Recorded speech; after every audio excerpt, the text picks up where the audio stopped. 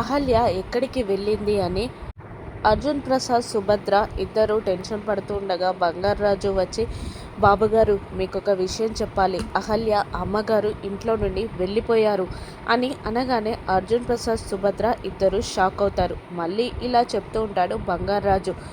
అహల్య అమ్మగారికి బాబు పుట్టగానే బాబుని, గౌతమ్ బాబుని వదిలేసి వెళ్ళాలని ఈ భానుమతి అమ్మగారే కండిషన్ పెట్టారు అని అనగానే అర్జున్ ప్రసాద్, సుభద్ర ఇద్దరు షాక్ అవుతారు. కాస్త టెన్షన్ పడుతూ ఉంటుంది భానుమతి.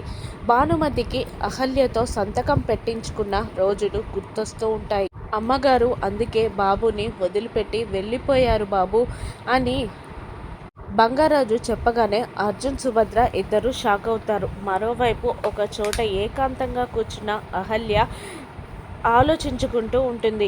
బామ్మగారికి ఇచ్చిన మాట ప్రకారం బాబుని వదిలేసి వచ్చేసాను, ఒంటరిగా బాబున్నాడు, ఇప్పుడు నా బాబు ఏం చేస్తున్నాడో అని బాధపడుతూ టెన్షన్ పడుతూ ఉంటుంది అహల్య. మరోవైపు గౌతమ్ అహల్య కోసమని ఒక శారీ తీసుకుంటాడు, ఒక నెక్లెస్ తీసుకుంటాడు. ఆ రెండింటిని చూస్తూ కాన్ఫరెన్స్ అయిపోగానే మీకోసం వచ్చేస్తాను అహల్య గారు, ఈ రెండిటిలో మిమ్మల్ని చూడాలని ఉంది, చూస్తానా అని గౌతమ్ అహల్యని ఊహించుకుంటూ ఆలోచనలో వెళ్ళిపోతాడు.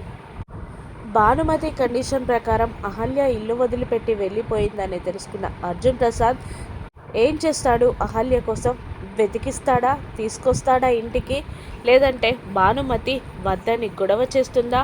సెమినార్ పూర్తయి గౌతమ్ ఇంటికి వచ్చాక అహల్య వెళ్ళిపోయిందని తెలిస్తే గౌతమ్ ఏం చేస్తాడు, అసలు అహల్య మళ్ళీ ఇంటికి రావాలని ఆలోచిస్తుందా, ఏం జరుగుతుందో రాను నెక్స్ట్ చూద్దాం. Thank you for watching.